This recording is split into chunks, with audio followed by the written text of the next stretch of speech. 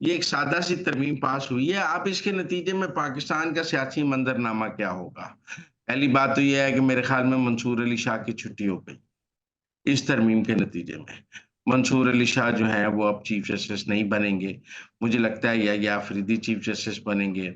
और मुझे ये भी लगता है कि जो जुडिशियल एक्टिविज्म था, उसका भी काफी हद तक इख्तिताम हो गया है।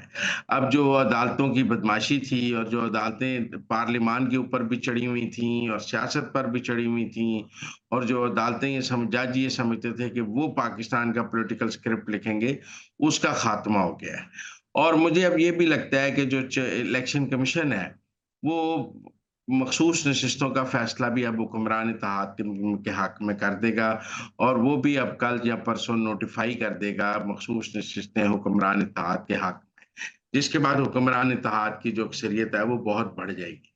लिहाजा ये तरमीम जो है, इसने अगले 4 साल का रोड मैप क्लियर कर दिया है। अब क्या ये आखिरी तरमीम है जो हुई है? मुझे ऐसा नहीं लगता है। मुझे लगता है कि हुकूमत ने ये तरमीम कराने का एक सिलसिला शुरू किया है। अब वो सुप्रीम कोर्ट के चीफ जस्टिस को नया लगा लेंगे, आईनी बेंच बना लेंगे। उसके बाद और तरमीम सामने आएंगी अगले 15 से 20 दिन के बाद। और यूं तरमीम का एक सिलसिला एक और हम देखेंगे, जिसमें जो गवर्नमेंट का बाकी एजेंडा है वो पूरा होगा। क्योंकि हो सकता है JUIF उन तरमीम में साथ ना दे और ये 5 सेनेटर ना हो, और उस स्टेज पे फिर देखा जाएगा कि और 5 सेनेटर्स कौन आते हैं जो इन तरमीम के हक में वोट डालते हैं। लेकिन इसके बाद हुकूमत बहुत मजबूत हो गई है। और जो लोग कह रहे थे कि जी जेल से बैठ के कैदी नंबर 804 पूरी सियासत चला रहा है, कैदी नंबर 804 को भी शिकस्त हो गई है, अडियाला जेल को भी शिकस्त हो गई है, और सुप्रीम कोर्ट में बैठे जो ईमानदार जज थे, उनको भी शिकस्त हो गई है। हुकूमत को बहुत वक्त लगा है, ये बात दुरुस्त है, हुकूमत ने बहुत टाइम लिया है।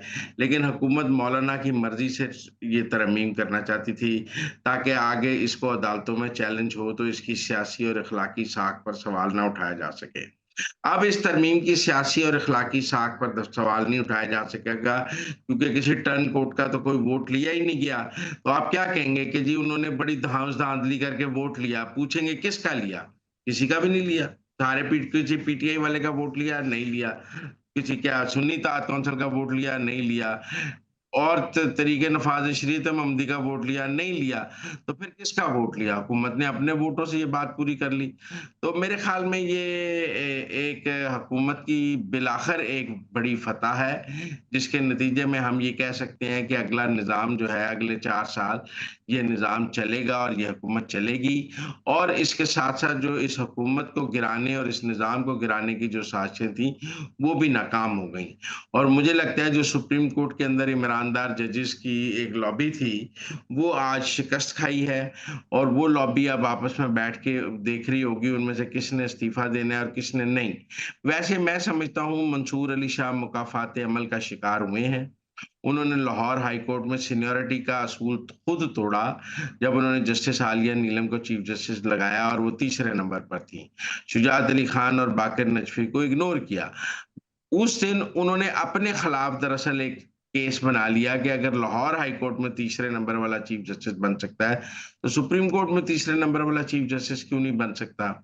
इस तरमीम से एक हाई कोर्ट से दूसरे हाई कोर्ट में केस भी ट्रांसफर हो सकेगा। इस तरमीम में जजों को नाकस कारकर्दगी पर भी निकाला जा सकेगा। इस तरमीम के नतीजे में आईनी bench chief justice supreme court के इख्तियार में नहीं रहे, वो भी एक ऑटोनॉमी बन गई है। तो इस तरमीम के नतीजे में आप अगर समझे तो हुकूमत का सारा एजेंडा पूरा हो गया है। वो जो मौलाना कह रहे थे कि हमने सांप का डंग निकाल दिया है, उन्होंने पता नहीं कौन सा डंग निकाला है। पूरा सुप्रीम कोर्ट जहर दे के मार दिया गया आज इस तरमीम के नतीजे में। और मौलाना ने कुछ इन जजेस को मारने में हुकूमत का साथ दिया है। तो मुझे नहीं समझ आई कि उन्होंने क्या क्या निकाला है इसमें से। बहरहाल अगर इमरान खान के मिलिट्री ट्रायल वाली कोई शिक निकाल दी गई है, तो वो अगली तरमीम में दोबारा शामिल हो जाएगी। सर, यहाँ पर मैं आपसे पूछना चाहूंगी कि जो जुडिशियल स्टैब्लिशमेंट है, क्या इनके पास अब कोई भी ऑप्शन मौजूद है, या एक मुकम्मल शिकस्त हुई है और उन्होंने इस चीज को तस्लीम कर लिया है और अब इस पर सर तस्लीम कम करेंगे? मेरे ख्याल में उन्हें मुकम्मल शिकस्त हो गई है।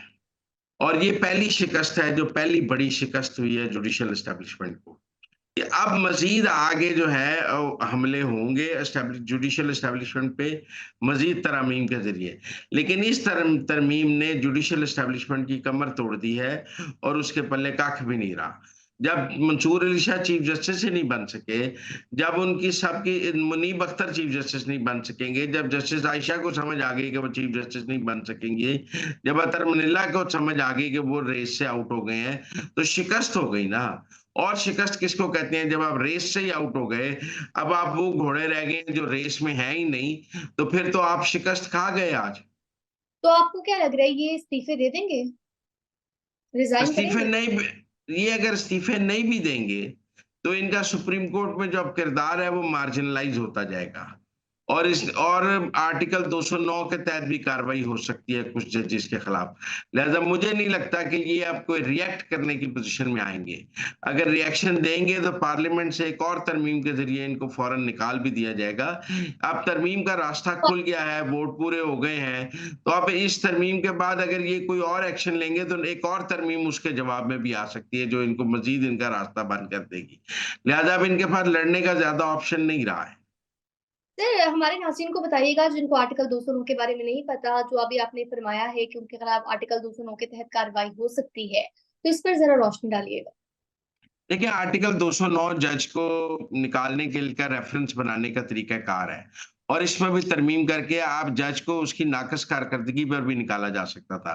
पहले जज को उसकी कारकर्दगी पर नहीं निकाला जा सकता था, लेकिन आप जज को उसकी नाक़िस कारकर्दगी का, बिलख़ुसूस हाई कोर्ट्स के और सुप्रीम, अगर कोई जज देखे ना, मुनीब अख्तर के बारे में ये राय है कि वो 11 बजे के बाद काम ही नहीं करते। अगर आप काम नहीं करेंगे और तनख्वाह लेते जाएंगे तो आपको कारकर्दगी पर भी निकाला जा सकता है, और हाई कोर्ट्स के जजेस की तो बाकायदा कारकर्दगी मॉनिटर की जाएगी। लिहाजा मुझे लगता है जुडिशियल मिसकॉन्डक्ट के कुछ रेफरेंस भी हमें देखने में मिलेंगे। बिलखसूस ये जो दूसरी वजाहत वाला मामला है, इसका जुडिशियल मिसकॉन्डक्ट का रेफरेंस भी हम देख सकते हैं।